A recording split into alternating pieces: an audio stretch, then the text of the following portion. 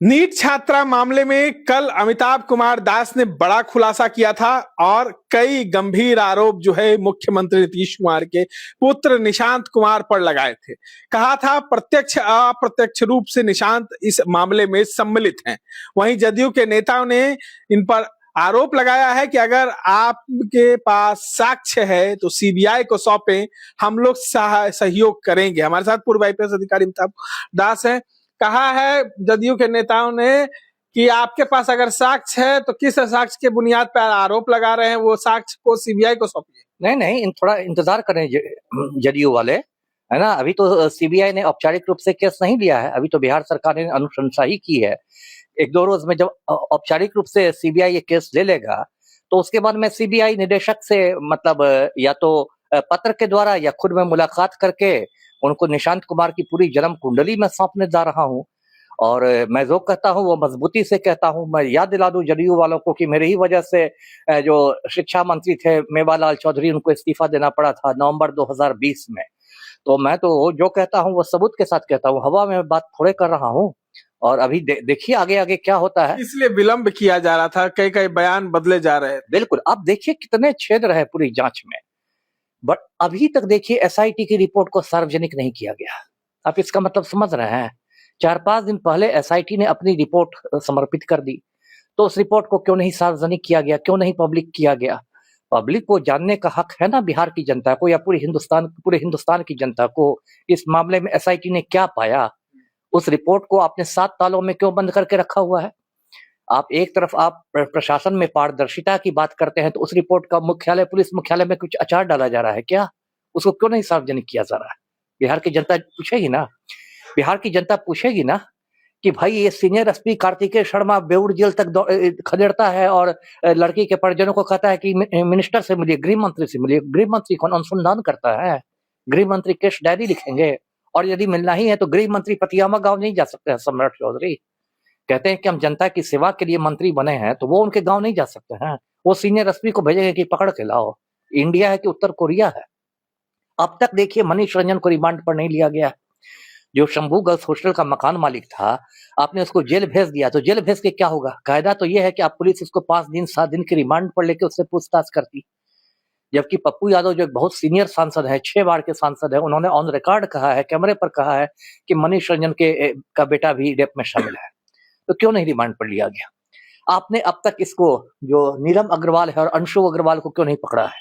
जो हॉस्टल की संचालिका है, जो उसका बेटा है, उसका नाम भी पप्पू यादव ने लिया है, क्यों नहीं आपने पकड़ा है?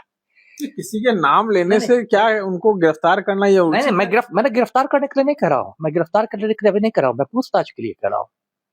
हॉस्टल की संचालिका से पूछताछ नहीं होगी, उसके बेटा से पूछताछ नहीं होगी, मनीष रंजन से पूछताछ नहीं होगी, तो किसकी होगी?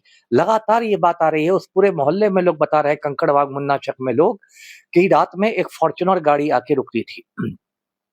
क्या सीसीटीवी फुटेज के आधार पर उस फॉर्च्यूनर गाड़ी का नंबर पता करने की कोशिश की एसआईटी ने? या पता करने की कोशिश की कि उस फॉर्च्यूनर गाड़ी का निबंधन किस व्यक्ति के नाम पर था, रजिस्ट्रेशन किस व्यक्ति के नाम पर था? ये पूरा मामला लगभग 20-25 दिन हो गए। पलटू राम का एक बयान आया? आलतू फालतू बातों पर बोलते रहते हैं कि बिहार की महिलाएं 2005 के पहले कपड़े नहीं पहनती थी। इतना बड़ा कांड हो गया, पूरे हिंदुस्तान में राष्ट्रीय सुर्खियों में है। एक बयान आया है मुख्यमंत्री का, कौन फालतू समृद्धि यात्रा पर निकला? सीबीआई को सौंप दिया गया ना ये मामला। सारे सबूत जब नष्ट कर दिए तब सीबीआई को लीजिए। अब सीबीआई क्या करती है? बिहार के संदर्भ में आप देखिए, सीबीआई का बहुत निराशाजनक ट्रैक रिकॉर्ड है। गौतम शिल्पी कांड में क्या कर लिया सीबीआई ने? कुछ किया? कोई गुनहगार पकड़ाया? या जो मुजफ्फरपुर में नवरुणा चक्रवर्ती का अपहरण हुआ था, बाद में उसका कंकाल भी बरामद हो गया नाले से, सीबीआई ने क्या किया? चुपचाप फाइल कर बनी। सीबीआई को देखिए केसों का कब्रगाह कहा जाता है, कब्रिस्तान है सीबीआई। किसी केस को दफनाना होना तो भेज दीजिए सीबीआई में, वहां सुपुर्दे खाक हो जाएगा वो केस, है ना। इस केस में मैं अभी से भविष्यवाणी करता हूँ, क्योंकि देखिए सीबीआई भारत सरकार की एजेंसी है, भारत सरकार में भी तो जदयू के लोग शामिल ही हैं, ललन सिंह से लेकर रामनाथ ठाकुर तक। तो फिर सीबीआई पर प्रेशर पड़ेगा, तो 1 साल तक सीबीआई वाले टाइम पास करेंगे, 1 साल तक। उसके बाद तब तक लोग भूल जाएंगे इस केस को। डेली नई नई घटनाएं होती हैं। जब पूरा मामला ठंडा जाएगा तो एक दिन चुपचाप सीबीआई क्लोजर रिपोर्ट सौंप देगी कि भाई फाइल को बंद किया जाए, इसमें कोई सुराग नहीं मिल रहा है, और ये मतलब खत्म हो जाएगा केस। ये पूरा खेल ही उसी तरह का कई हो रहा लोग है। ये भी कह रहे हैं कि बिहार विधानसभा बजट सत्र शुरू होने जा रहा है 2 तारीख से, इससे पहले इसलिए सीबीआई को सौंपा गया कि विपक्ष विधानसभा में इस सवाल को, मुद्दों को ना उठाए।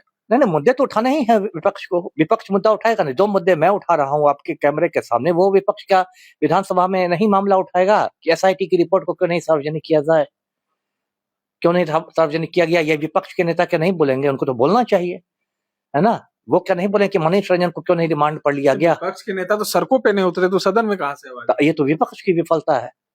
ये तो विपक्ष के नेताओं से पूछिए, तेजस्वी यादव से पूछिए कि यूरोप में छुट्टियां मनाने जाते हैं, इतना बड़ा कांड हो गया, आप कहते हैं हम 100 दिन बोलेंगे ही नहीं, आप मौनी बाबा बने हुए हैं। ये तो विपक्ष की विफलता है ना। प्रशांत विपक्ष में देखिए पप्पू यादव को मैं मतलब ये करता हूँ, मुबारक देता हूँ कि उन्होंने बहुत ही मुखर तरीके से लगातार इस मामले को एकदम सिंगल हैंडेडली उठाए रखा और बहुत मतलब दबाव बनाए रहा। उन्होंने संसद में भी ये मांग रखी, लेकिन तेजस्वी यादव तो पता नहीं मतलब कहाँ भूमिगत है कि क्या है। तो देखिए ये सब बातें हैं। अब देखिए सीबीआई से मैं स्पष्ट रूप से कहता हूँ मुझे बहुत उम्मीद नहीं है, लेकिन मैं अपनी ड्यूटी कर रहा हूँ कि कल कोई ये नहीं कहे आज से 25 साल बाद 50 साल बाद इतना बड़ा कांड बिहार में हुआ था तो कोई उस पर बोलने वाला भी नहीं था, इसलिए मैं अपनी ड्यूटी कर रहा हूँ। नहीं, आपको तो भी चुनौती मिल रही है कि आप भी जो है आपके पास साक्ष्य है, वो साक्ष्य एकदम चुनौती मुझे स्वीकार है। और मैं अभी मैंने कहा ना, बस अब औपचारिक रूप से सीबीआई इस केस को ले, मैं चिट्ठी लिखूंगा सीबीआई के डायरेक्टर को, उस चिट्ठी को अपने फेसबुक पर शेयर करूंगा। ये जदयू के जितने लोग हैं ना सब पढ़ेंगे मेरी चिट्ठी, कौन कौन बिंदु मैंने उठाए हैं, तब इन लोग को पता चलेगा कि अमिताभ दास क्या आदमी है। चलिए, तमाम चीजों पर जो चुनौती अमिताभ दास को मिल रही है और जिन्हों पर आरोप अमिताभ कुमार दास ने लगाया है, इन तमाम चीजों की जानकारी जो है वो जल्द सीबीआई को वो सौंपेंगे और जो आरोप चुनौती इनको मिली है उसका वह स्वीकार करते हैं। इस तरह के तमाम अपडेट्स के लिए बने रहे इनसाइडर लाइव के साथ। धन्यवाद।